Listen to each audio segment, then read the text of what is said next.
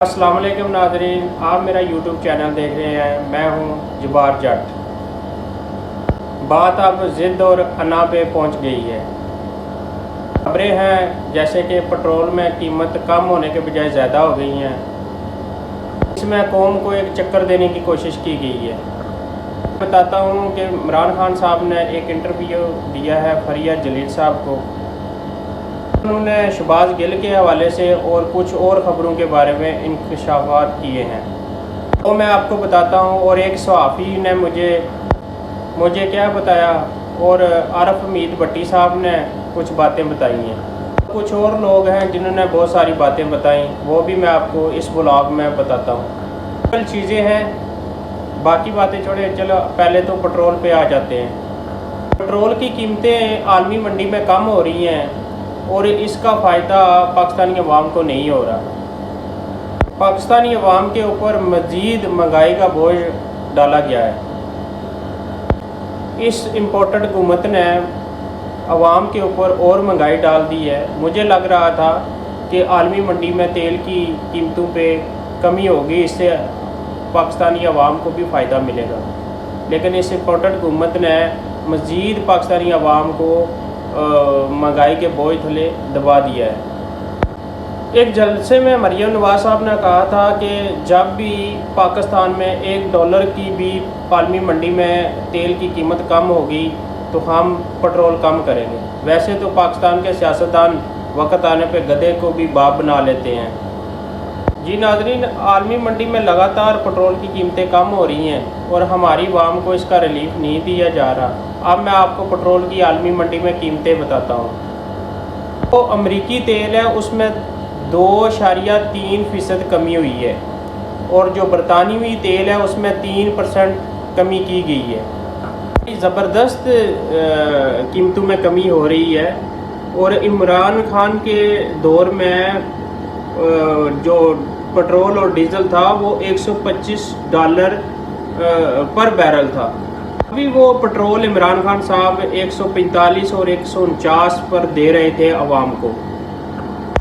पाकिस्तान में पेट्रोल $90 पर बैरल पहुंच गया है।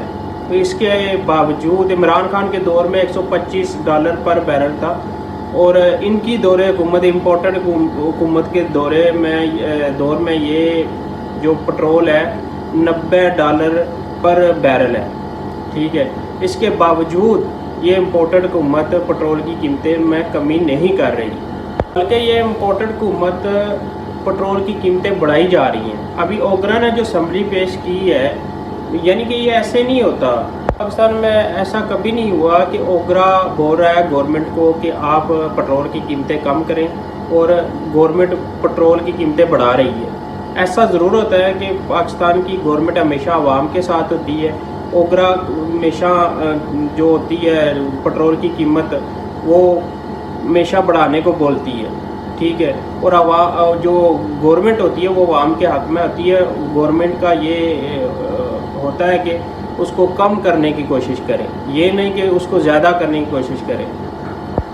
बोले कि 10 रुपये पेट्रोल बढ़ाया जाए तो जो गवर्नमेंट की कोशिश होती है वो कोशिश होती है कि पेट्रोल जो है वो 5-6 रुपये बढ़ाया जाए। अगर ओगरा बोले कि जो पेट्रोल की कीमत है 6 रुपये बढ़ाई जाए तो गवर्नमेंट की कोशिश होती है कि इसको ना बढ़ाया जाए।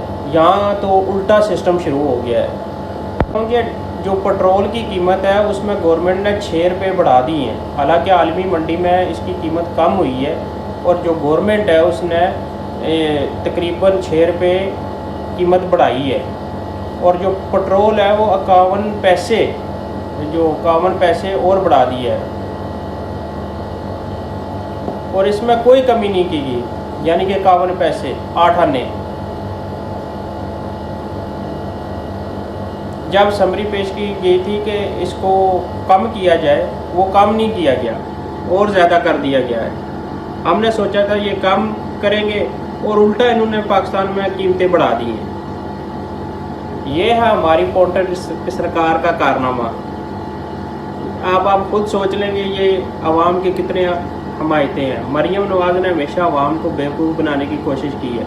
अभी मैं आपको बताता हूँ कि मरियम नवाज़ साहब ने ट्वीट की है मैं उन्होंने ट्वीट ये की है कि मैं आवाम के साथ खड़ी हूँ, मैं इनकी पेट्रोल की समरी में इनका साथ नहीं दूंगी। अब सोचने वाली बात यह है कि जो हुकूमत है वो इनकी चाचा की है और ये वो रही है मैं आवाम के साथ खड़ी हूँ। आप खुद सोच लें कि ये कितनी बड़ी फ्रॉडिया और कितनी बड़ी फ्रॉड हुकूमत है।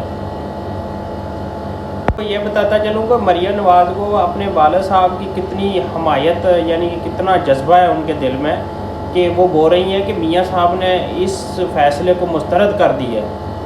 अबे ये क्या तरीका हुआ कि आपके चचा की गवर्नमेंट हो और आप पेट्रोल की कीमत कम ना कर सके और बोल रही हैं कि हमारे दिल में आवाम के लिए दर्द है, ये है वो है।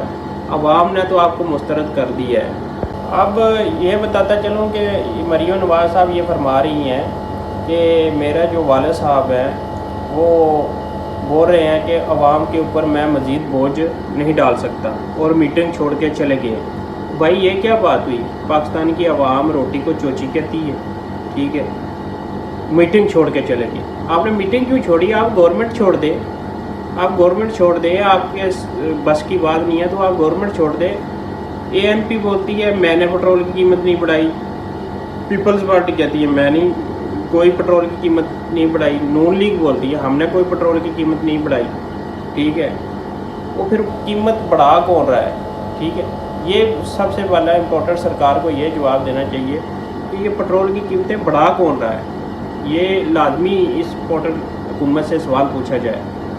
सोच रहे हैं कि लोग 90 की दहाई में रहते हैं कि जैसे चाहे आवाम को बेवकूफ़ बना लें। अब ऐसा नहीं होगा, ये 2022 है, ठीक है। अब आवाम को आप बेवकूफ़ नहीं बना सकते। ये बातें तो होती रहेंगी। आगे मैं आपको इमरान खान के बारे में बताते हैं। इमरान खान साहब ने जो इंटरव्यू दिया उसमें उन्होंने बोला है कि शहबाज गिल साहब ने एक लाइन गलत थी जो उनको नहीं बोलनी चाहिए थी। अब मैं आपको एक बात बताना जा रहा हूँ कि एक सहाफ़ी ने बताई है आरफ हमीद भट्टी साहब को कि शहबाज गिल को किसी के साथ मिलने नहीं दिया जा रहा। जो पाकिस्तान के तरीके इंसाफ के जो 5 लोग गए थे शहबाज गिल को मिलने के लिए, उनको भी मिलने नहीं दिया गया। आपको ये बताते चलो जो तरीके इंसाफ के 5 लोग उनको मिलने गए, अभी शहबाज गिल साहब हैं जो वो पंजाब की जेल में, पंजाब का होम सेक्रेटरी है, पंजाब का चीफ सेक्रेटरी है, पंजाब का IG जो है पंजाब का, लेकिन उनको नहीं मिलने दिया गया। और कहते हैं कि मुलाजम जो जेल खाना जात के हैं, आपने हमें मुलाजमत से फ़ारग करना है तो कर दें, हम आपको शहबाज गिल से नहीं मिलने देंगे। ये हमारे मुल्क के हालात हैं। आप देख लें कि पंजाब कंट्रोल होने के बावजूद हम जो तरीके इंसाफ के लोगों को उनसे मिलने नहीं दिया गया। अब तक के लिए इतनी। आप इस चैनल का ख्याल रखें। अल्लाह हाफिज़।